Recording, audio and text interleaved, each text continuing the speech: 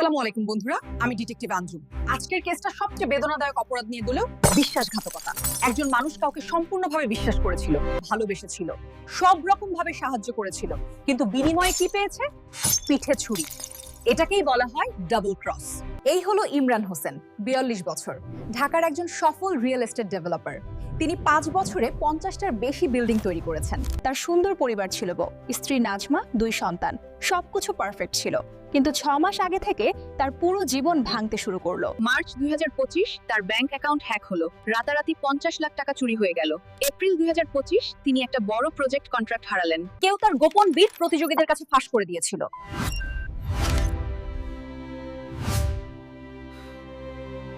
June 2025 police তার বিরুদ্ধে case করলো। বেনামি কমপ্লেইন্ট এসেছিল যে তিনি ঘুষ নিয়েছেন। 6 মাসের মধ্যে ইমরান সব হারালেন। তিনি আমার কাছে এসে বললেন, কেউ একজন সিস্টেম্যাটিক্যালি আমাকে ধ্বংস করছে, কিন্তু কে? আমি ইনভেস্টিগেট করে 4 জনকে সন্দেহজনক পেলাম। প্রথম, করিম, 45, ইমরানের 10 বছরের বিজনেস পার্টনার। গত বছর প্রফিট শেয়ার নিয়ে তাদের মধ্যে বড় ঝগড়া হয়েছিল। করিম মনে করত তাকে ঠকানো হয়েছে। তার মোটিভ? ইমরানকে ধ্বংস করে পুরো কোম্পানি নিজের করে নেওয়া। দ্বিতীয় সন্দেহভাজন তানভীর, 34, ইমরানের ছোট ভাই। পারিবারিক সম্পত্তি নিয়ে বিরোধ গভীর ক্ষোভ সৃষ্টি করেছিল। তানভীর মনে করত তার সাথে অন্যায় হয়েছে। পারিবারিক উত্তরাধিকারে ইমরানের চেয়ে সে কম সম্পত্তি পেয়েছে। তার মোটিভ শুধু হিংসা এবং প্রতিশোধ। ইমরান সফল, কিন্তু সে নয়। তৃতীয় সন্দেহভাজন রেজা, 35, ইমরানের 7 বছরের সেক্রেটারি। তাকে প্রমোশনের জন্য বাদ দেওয়া হয়েছিল। ইমরান অন্য কাউকে প্রমোট করেছিলেন। রেজা অপমানিত এবং অবহেলিত বোধ করেছিল তার আনুগত্য সত্ত্বেও। তার মোটিভ? চতুর্থ সন্দেহভাজন সাবিনা, 32, 15 বছর আগে ইমরানের এক্স গার্লফ্রেন্ড। ইমরান তাকে ছেড়ে নাজমাকে বিয়ে করেন। সাবিনা কখনো এগিয়ে যায়নি, কখনো তাকে ক্ষমা করেনি। তার মোটিভ ক্লাসিক প্রতিশোধ। তুমি আমাকে ছেড়ে গেছো, আমি তোমাকে সুখী দেখতে পারবো না। আমি ইনভেস্টিগেশন শুরু করলাম। প্রথমে আমি চুরি হওয়া টাকা ট্র্যাক করলাম, এটা একটা অফশোর অ্যাকাউন্টে গেছে। তারপর আমি সবার ফোন রেকর্ড চেক করলাম। আমি একটা শকিং জিনিস পেলাম, একটা কমন নাম্বার। এই রহস্যময় নাম্বার থেকে 4 সন্দেহভাজনের সবাইকে কন্ট্যাক্ট করা হয়েছে ইমরানের উপর প্রতিটি আক্রমণের আগে।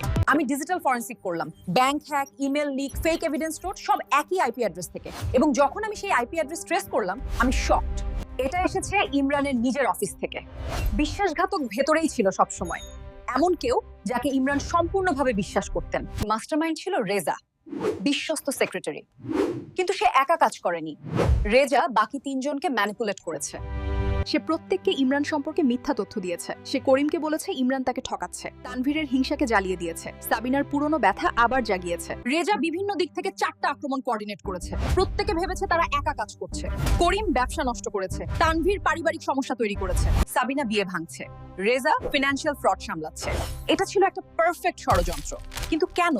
রেজার মোটিভ কি ছিল? আমি রেজার অতীত খুঁড়লাম। 10 বছর আগের একটা লুকানো রহস্য পেলাম। রেজার বাবা ছিল একজন ছোট ব্যবসায়ী। তিনি ইমরান থেকে একটা অ্যাপার্টমেন্ট কিনেছিলেন হাটে, তার পুরো জীবন সঞ্চয় দিয়ে। কিন্তু সেই অ্যাপার্টমেন্ট ছিল ফ্রড, ফেক ডকুমেন্ট, বিল্ডিং কখনো সম্পূর্ণ হয়নি। রেজার বাবা সব হারিয়ে ফেললেন। তিনি গভীর ডিপ্রেশনে পড়ে গেলেন। ব্যথা অসহনীয় হয়ে উঠল। 2 বছর পর তিনি মারা গেলেন, হার্ট অ্যাটাক পাবেন, ভাঙা হৃদয় এবং আর্থিক ধ্বংসের কারণে। রেজা 7 বছর অপেক্ষা করেছে। ইমরানের জীবনের প্রতিটি তথ্য সে সংগ্রহ করেছে। সে প্রতিটি দুর্বলতা, প্রতিটি ভালনারেবিলিটি, ইমরানের বিরুদ্ধে ক্ষোভ রাখে এমন প্রতিটি মানুষকে খুঁজে বের করেছে। এবং তারপর সে পারফেক্ট প্রতিশোধ পরিকল্পনা এক্সিকিউট করেছে, ধৈর্যশীল, হিসাবী, ধ্বংসাত্মক। কিন্তু রেজা একটা ক্রিটিক্যাল ভুল করেছিল।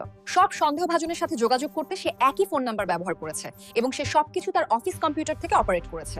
সে একটা ডিজিটাল ফুটপ্রিন্ট রেখে গেছে। পারফেক্ট প্রতিশোধ পরিকল্পনায় একটা ত্রুটি ছিল, আর সেইভাবেই আমি তাকে ধরে ফেলেছি। যখন আমি পুলিশ সহ রেজাকে কনফ্রন্ট করলাম, সে প্রথমে সবকিছু অস্বীকার করলো। কিন্তু যখন আমি সব এভিডেন্স দেখালাম, সে জানলো তাকে ধরা পড়েছে। সে চুপ হয়ে গেল এবং তারপর সে ভেঙে পড়ল। 7 বছরের রাগ এবং ব্যথা বন্যার মতো বেরিয়ে এলো। রেজা সব স্বীকার করলো। সে বলল, আমার বাবা সৎ মানুষ ছিল, ইমরান তাকে ধ্বংস করে দিয়েছে। আমার বাবা ভাঙা হৃদয় নিয়ে মারা গেছে। আমি ন্যায় বিচার চেয়েছিলাম, কেউ শোনেনি, তাই আমি নিজেই নিয়েছি। তার ব্যথা সত্যি ছিল, তার রাগ জাস্টিফাইড ছিল। কিন্তু তারপর আমি এমন কিছু আবিষ্কার করলাম যা সবকিছু বদলে দিল। আমি 10 বছর আগের ফ্রডের মধ্যে আরো গভীরে ইনভেস্টিগেট করলাম এবং আসল সত্য পেলাম। ইমরান ফ্রডস্টার ছিল না, সেই অপরাধ করেছিল তার তৎকালীন বিজনেস পার্টনার। সেই পার্টনার সবার টাকা নিয়ে পালিয়ে গিয়েছিল।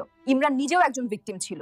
রেজা ভুল ব্যক্তিকে টার্গেট করেছে। রেজা 7 বছর একজন নিরপরাধ মানুষকে ঘৃণা করেছে। সে এমন কাউকে ধ্বংস করেছে যে নিজেও একজন ভিকটিম ছিল। এবং সবচেয়ে খারাপ ব্যাপার, আমি জানতাম না। ইমরান রেজার বাবার কেস সম্পর্কে কিছুই জানতেন না। তিনি জানতেনই না। পুলিশ 4 জনকেই গ্রেফতার করলো। রেজা পেল 10 বছর ষড়যন্ত্র, ফ্রড এবং সাইবার ক্রাইমের জন্য। করিম, তানভীর এবং সাবিনা প্রত্যেকে পেল 3-5 বছর। তাদের ম্যানিপুলেট করা হয়েছিল, কিন্তু তারাও অংশগ্রহণ করেছিল। কেস সলভড, কিন্তু কেউ জিতলো না। সবাই কিছু মূল্যবান হারালো। আর ইমরানের কি হলো?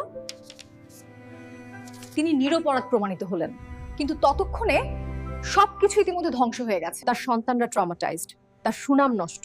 নিরপরাধ প্রমাণিত, কিন্তু জীবন ধ্বংস। এটাই বিশ্বাসঘাতকতা এবং প্রতিশোধের মূল্য। তো আমরা কি শিখলাম?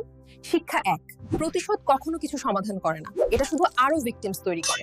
রেজার বাবার সাথে অন্যায় হয়েছিল, এটা সত্যি, কিন্তু প্রতিশোধ নিরপরাধ মানুষদের, এবং রেজা নিজেকে ধ্বংস করেছে। প্রতিশোধ হলো একটা বিষ। শিক্ষা 2, প্রতিশোধের গল্প বিশ্বাস করার আগে সবসময় ফ্যাক্টস যাচাই করো। রেজা 10 বছর ভুল ব্যক্তিকে ঘৃণা করেছে। শিক্ষা 3, আইনি ব্যবস্থা একটা কারণে আছে, এটা ব্যবহার করো। যদি রেজার বাবা আইনি পদক্ষেপ নিতেন, সঠিক তদন্ত আসল ফ্রডস্টার খুঁজে বের করত। ন্যায় বিচার সঠিকভাবে সম্পন্ন হতো। আইন নিজের হাতে নিও না। তুমি ভুল করবে এবং নিরপরাধ মানুষদের আঘাত করবে। শিক্ষা 4, যাদের বিশ্বাস করি তাদের থেকে বিশ্বাসঘাতকতা সবচেয়ে বেশি আঘাত দেয়। এজন্য এটাকে ডাবল ক্রস বলা হয়। ইমরান রেজাকে সম্পূর্ণভাবে বিশ্বাস করতেন। করিম, তানভীর, সাবিনাও রেজাকে বিশ্বাস করেছিল।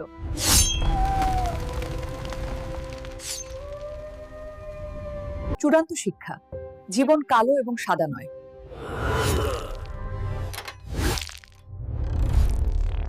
ঘৃণার উপর নিরাময় বেছে নাও, প্রতিশোধের উপর ন্যায় বিচার বেছে নাও, অনুমানের উপর সত্য বেছে নাও। বিশ্বাসঘাতকতা গভীরভাবে আঘাত করে। কিন্তু নিজে বিশ্বাসঘাতক হয়ে যাওয়া আরো বেশি আঘাত দেয়।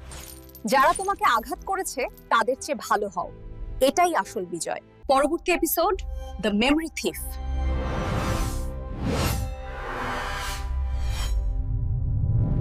মেডিকেল কন্ডিশন নাকি আরো অসুখ কিছু? মিস করো না। প্রতিশোধের উপর প্রজ্ঞা বেছে নাও। ন্যায়পরায়ণ থাকো, জ্ঞানী থাকো। আমি ডিটেকটিভ আঞ্জুম।